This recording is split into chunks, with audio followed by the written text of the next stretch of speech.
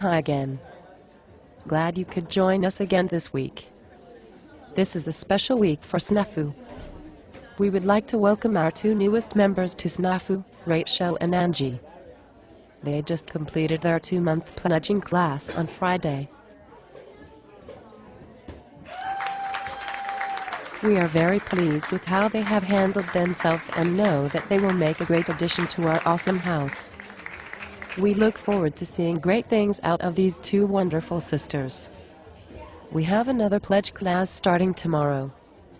Josephine and Dia are in for 2 months of fun. I can't wait to get to know them better. Good luck, ladies, and remember to keep your chin up and always watch your back.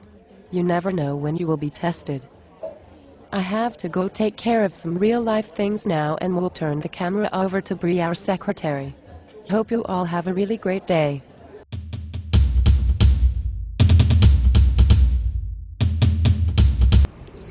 Bree here.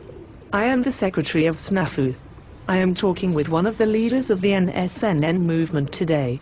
We will discuss the future of slapping in sorority life. How are you today, dear? Do you now or have you ever slapped, and do you have any slappers in your house or in the houses of any of your sisters or their sisters' houses? Excuse me? I have been a non-slapper since I started sorority life, but what does that have to do with this interview? Obviously, if you slap or have slappers in your downline, a slapper could invade my subfeed and use the information gained to slap me or my NSNN sisters. Sigh, if you answer yes to any of those questions, I will have to boot you from my house and this interview. Goodness me. I didn't realize that my little house could be so dangerous to you and your NSNN sisters. Oh yes. You could open a leak and cause an invasion of our privacy. Our normally peaceful and non-dramatic lives could be threatened. Oh dear. I would not want to rock your world like that. So how do you prevent the terrible slappers from sneaking into your lives? I know you refuse to let them in your houses, but it seems that they are even sneakier than I thought. Yes, indeed they are. The way that we keep our feeds clean of slappers is to go to all of our sisters' whiteboards and search every message for any hint of slapping. We go to their home pages on Facebook and search through their list of friends and lists of mutuals to find any slappers. Once we find a slapper, we notify the sister that she has a slapper in her house or is a mutual with another sister. Naturally, if she does not boot the slapper and or the sister, then she is a neutral and must be booted. No slappers, no neutrals. NSNN. Wow! You have a system, don't you? We sure do. Works too. So there are no slappers left since it has eliminated them? No, it works. To boot girls we don't like. And you don't consider going to a sister's personal Facebook page and dissecting her list of friends and their mutual friends to be an invasion of her privacy? Oh dear, what's this? Bree has been booted from your sorority. Sob. This interview is over.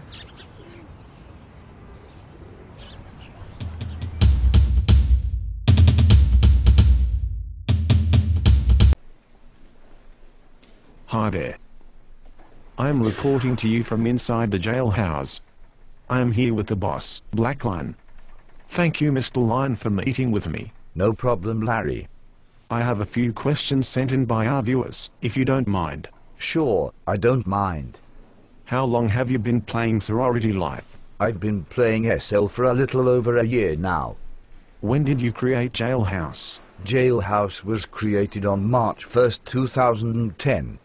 What does Jailhouse stand for? Jail stands for Justice and Infinite Loyalty.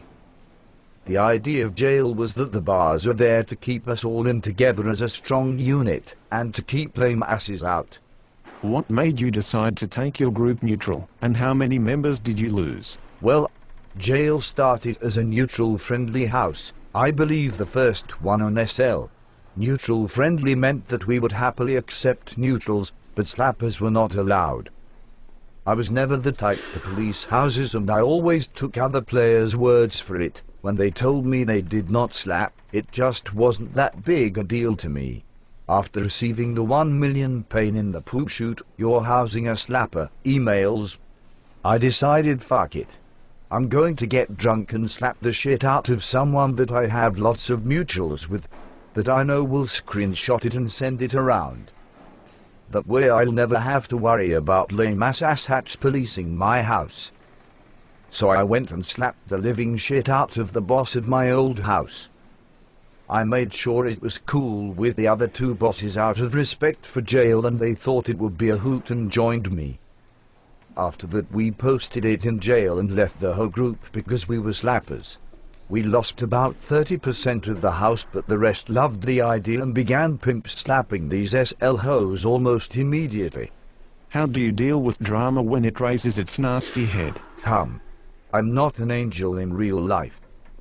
I love a little drama just as much as the next bitch, but when lies and betrayal start happening, that's when fun drama takes a turn for the worse. Shit talking and fighting in a game where you're meant to fight to raise your stats is one thing, but fake screenshots, fake accounts meant to dog someone else out, reporting accounts, and just all around lies are cowardly and not cool with me at all. That's all bullshit. When all that shit starts to happen, there's nothing you can really do but keep your head up and don't let some chump bitch hiding behind their computer get to you.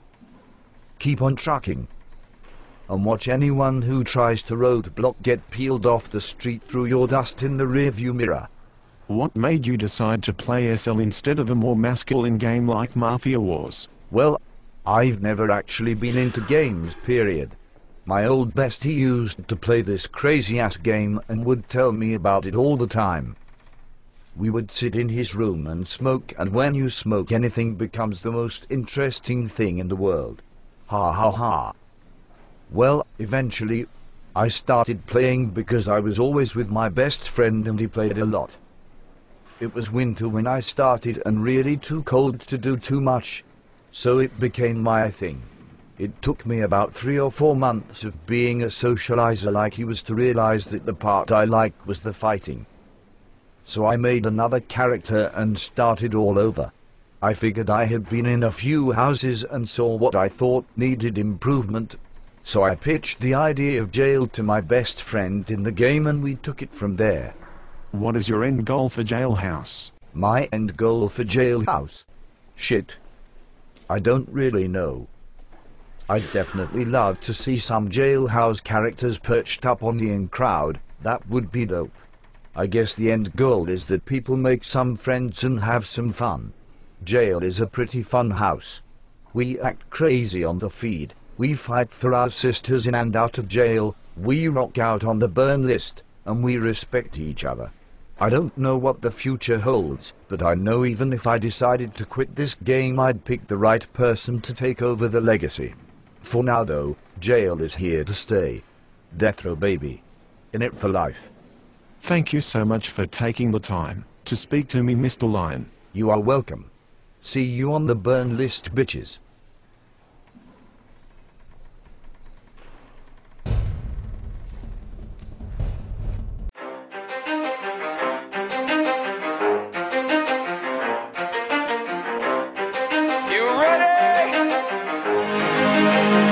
Let's go!